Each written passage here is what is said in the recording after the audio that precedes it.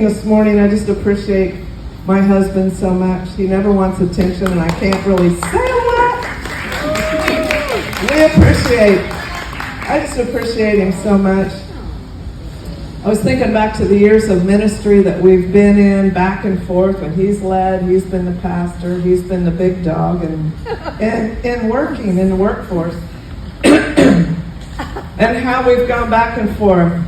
Left brain, right brain. We are like so opposite, but you know what? There's a really sweet spot in the middle of that when you come to agreement.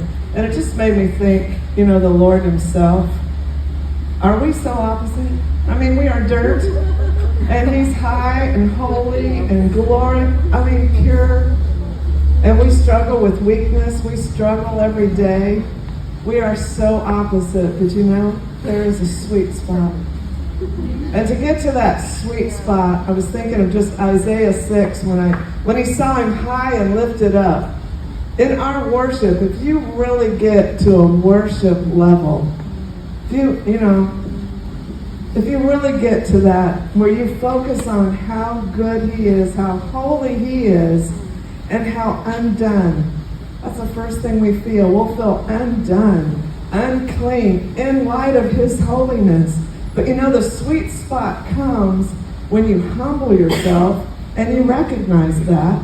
And you also recognize that he loves you as you are. It's like my husband. I know he loves my craziness just as I am. But I have to come in humbleness, not thinking I'm better, I'm greater, or what's your problem? See, humbleness is the sweet spot. When you recognize it's a miracle that he's still, that you're still, that God still. Isn't that a miracle? That God still loves you no matter what? That's the sweet spot. And so worship brings us to recognize who we really are, how much we need a miracle-working, promise-keeping, faithful God who loves us with an everlasting love, and we know and recognize we're not deserving. That becomes your sweet spot.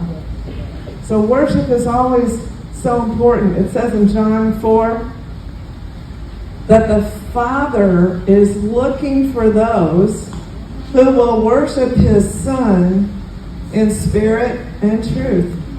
He is looking. So when we come and we even begin to worship, hopefully you worship at home too. You just find that sweet spot. We got to have that sweet spot. That just sets the world right when you find your sweet spot. And that's in relationships too. As opposite as you are, or you say things, or you misunderstand, but when you come back to the sweet spot, humbling yourself, giving grace to others,